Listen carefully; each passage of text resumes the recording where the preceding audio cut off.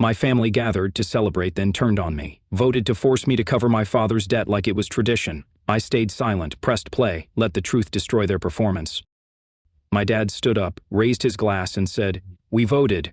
You'll pay off my debt or you're out of this family." Everyone laughed. Everyone except me. I blinked, thought I misheard him. "What?"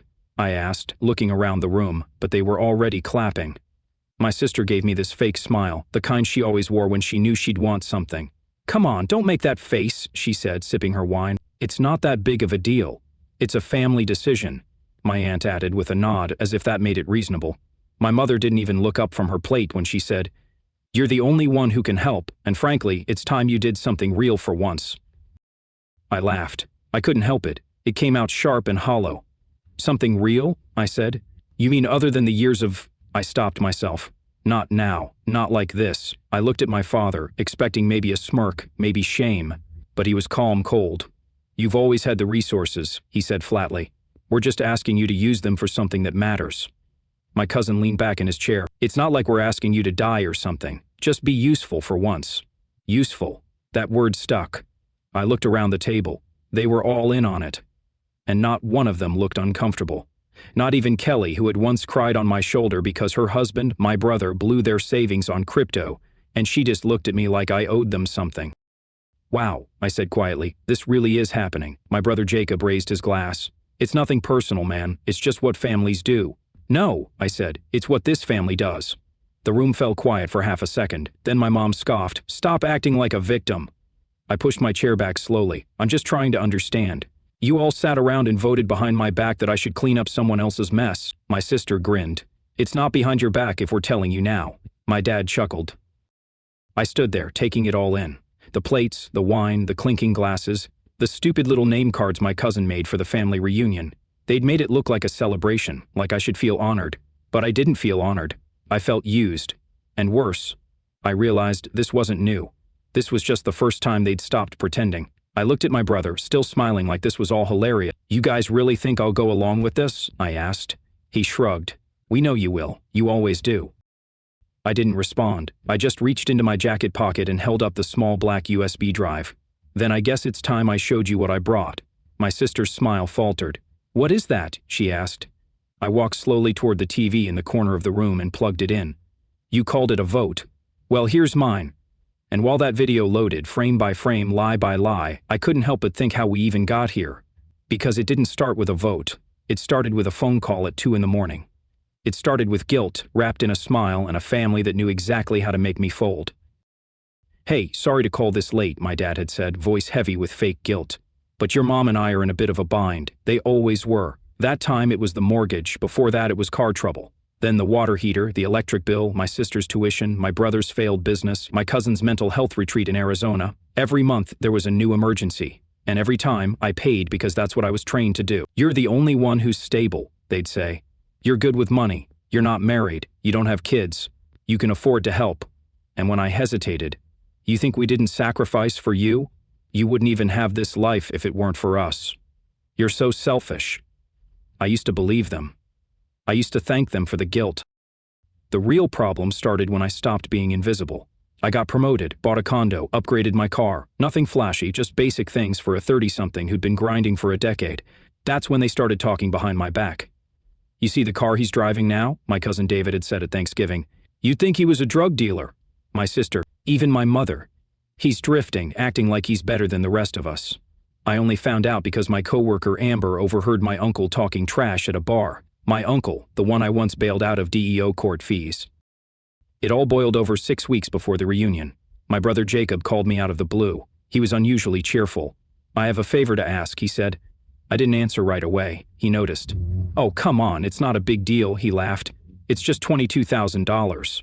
I almost dropped my phone. "For what?" "Dad's debt," he said casually, like he was ordering pizza. "The one from the loan he co-signed for Uncle Mark.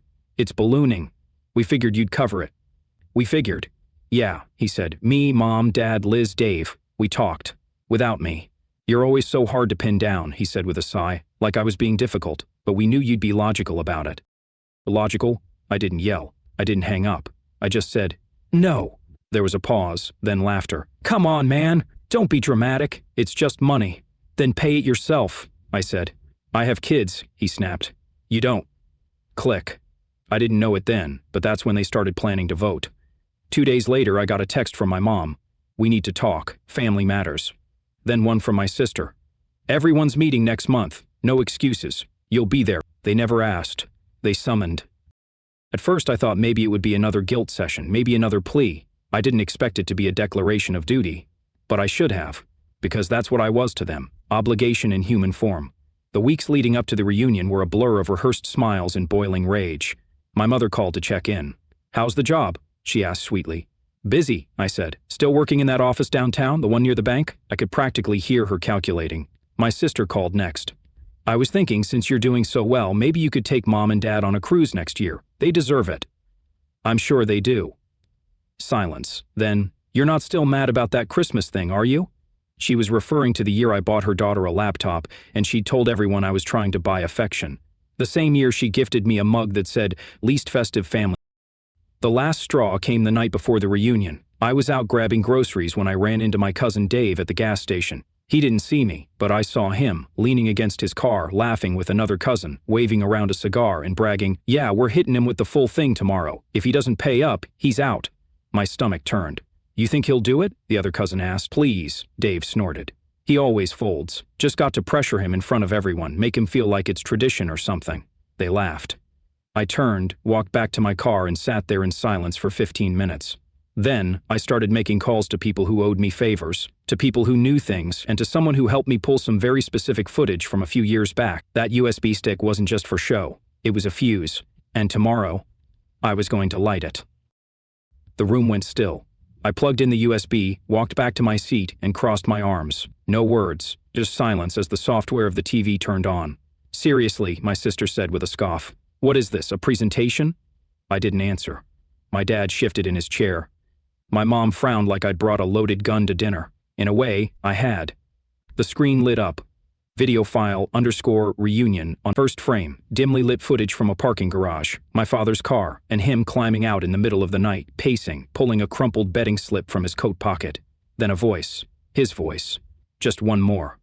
If I win this, I can cover last week's loss. Gasps around the room. Next, footage from the casino floor. My father, hunched over a blackjack table, chips flying, slamming his fist down, security walking over. Then a bank statement, withdrawals. Same day, same time, $4,000, $3,500, $2,200. Finally, a photo, timestamped, showing my dad handing cash to a man outside a bar. A known loan shark. I'd done my homework. I paused the video. Silence. No one moved. No one spoke. I turned to my mother first. Still think this is about medical debt? She looked like she was going to sick. Where did you get that? My father asked, voice hoarse. Oh, it's not just me, I said. Uncle Rob knew, Dave knew, I think even Jacob knew, but no one said a word.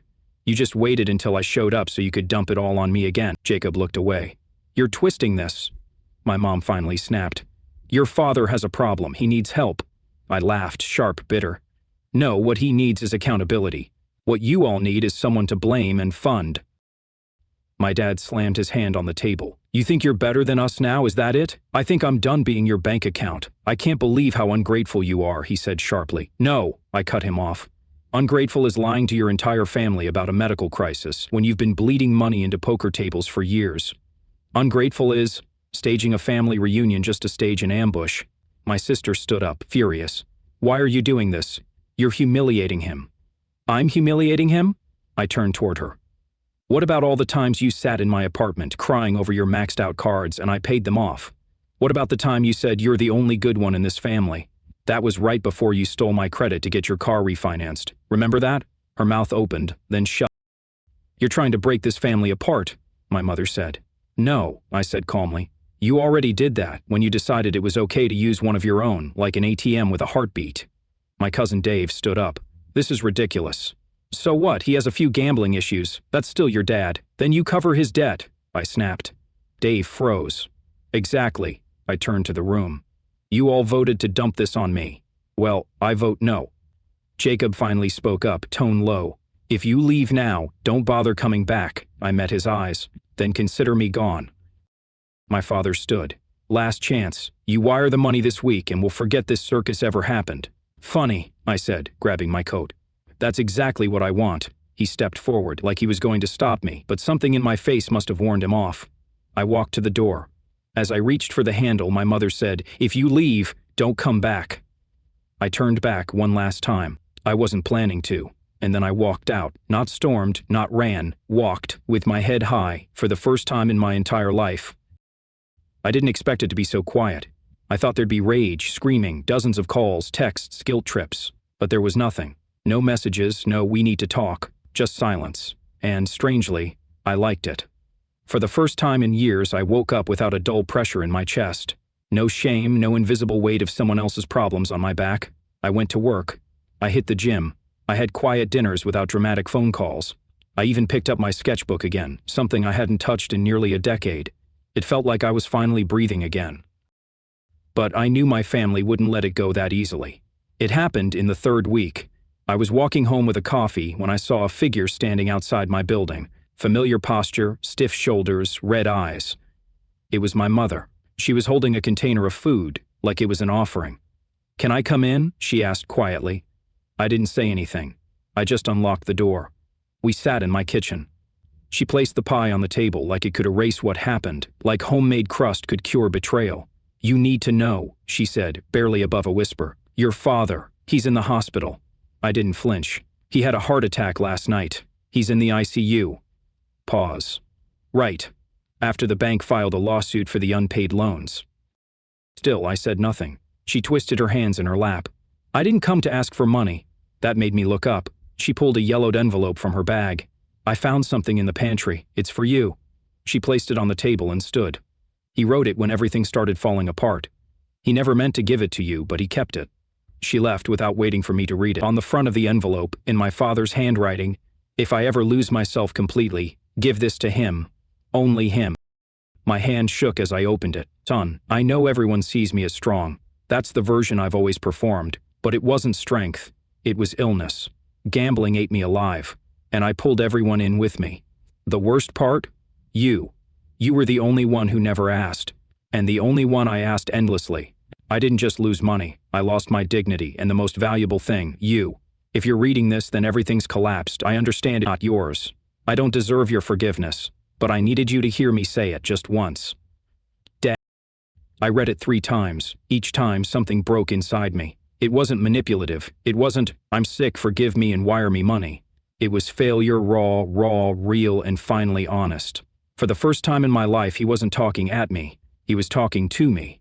The next day I went to the hospital. He was pale, sunken into the bed, hooked to wires and beeping machines. My mother sat beside him silent. She nodded when I walked in but didn't speak. He opened his eyes and saw me. He didn't smile. He didn't speak. He just cried.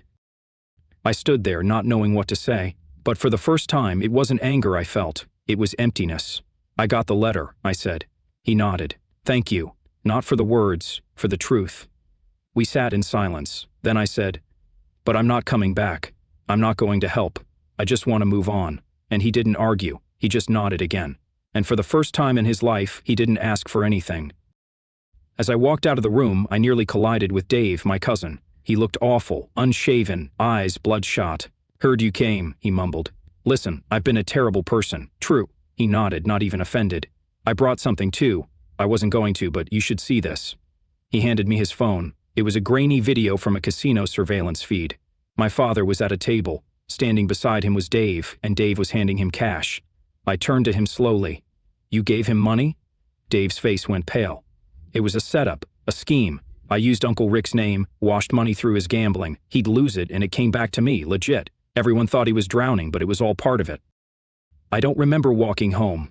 I don't remember unlocking the door, but I remember the way my hands shook. The story was a lie. My father wasn't just a sick gambler. He was covering for Dave. The entire family knew.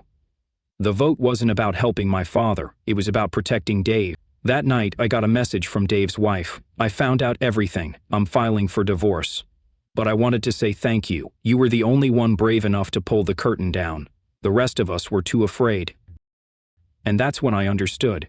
This wasn't a collapse. It was a cleansing. I hadn't just walked away. I'd ripped the rug out from under the surface, and now, finally, I could build something real on my own, with nothing but the truth beneath me. 3 months. That's how long it's been, since the day I walked out. No calls, no texts, no sudden knocks at my door, not even a guilt-soaked happy birthday. Nothing, and it was beautiful. For the first time in my life, silence felt like freedom. I could breathe, I could sleep, I could exist without calculating who I was disappointing this week. And for a while that was enough. Until last night, until the knock came. It was late, past midnight. I wasn't expecting anyone. I thought maybe a neighbor or a delivery to the wrong door. I opened it, and there stood Emily, my sister. Hair a mess, mascara smudged like she hadn't slept in days. I didn't say anything. She stepped inside without asking, like she used to when we were kids. Only this time there was no smugness, no practiced superiority. She looked broken. "I didn't know where else to go," she said, voice barely there. "They cut me off." I leaned against the counter. "Who did?" "Everyone." She dropped her bag on the floor and slumped into a chair. "Dave's divorce went public," she said. "Brian took the kids and left. He sent screenshots of all my texts to Mom, the ones where I joked about how you'd probably crawl back eventually." I didn't flinch. "Dad's under investigation," she added. "Apparently some of those gambling accounts were opened under Grandma's name." That hit different. Grandma had dementia the last 5 years of her life, barely knew what year it was. They used her too. I looked at Emily. She wasn't crying. She was empty, like someone who just found out the world she built her ego on was made of wet cardboard. "I'm not here for money," she said quickly. "I know better now." I raised an eyebrow. "I came because I wanted to tell you something." Silence. "You were right," she whispered. "We were awful to you. I was awful to you." I crossed my arms. She stared at the floor. "You know, the day we voted, the big reunion, I already knew Dad's debt wasn't just from betting. I knew about Dave. I just didn't care. I told myself it was easier to let you carry it," she continued. "You always did. Why not one more time?" She finally looked up at me. "But when you didn't, when you stood there and said no, I hated you for it." I nodded slowly. "And now?" Her voice cracked. "Now I envy you." She stayed for an hour, maybe more. Didn't ask to crash on the couch, didn't pretend we'd start over. She left quietly. And I stood there in the kitchen, alone again, but it didn't feel like loneliness anymore. It felt like something else, like closure, like justice. The next morning I checked my email. There was a message from someone I hadn't spoken to in years, Brian. Subject: "Thank you. I never said it before, but I wanted you to know. Thank you. Not just for exposing what you did, but for surviving them. I used to think there was no escape, that I just had to smile and take it. Watching you walk away, it gave me permission to do the same. I've got full custody now. The kids are thriving. I tell them about you sometimes, about the uncle who never gave up on himself. They want to meet you when you're ready. Take your time. We'll be here." I read it 3 times, and each time I smiled, because in a house that once felt like a prison, I lit the match, and from that fire, someone else found a way out too. Last week I packed up the last of my things, moved across the state, new apartment, new number, fresh air, real boundaries. No more family dinners, laced with manipulation. No more fake check-ins that led to Venmo requests. No more feeling like a paycheck in a person's skin. I started sketching again, got a studio space. I'm opening a small show next month. First piece I finished, a matchstick on black canvas, and word underneath: enough. Because that's the truth they never expected me to learn. That love without respect is nothing. That family without trust is poison. And that saying no isn't selfish, it's revolution.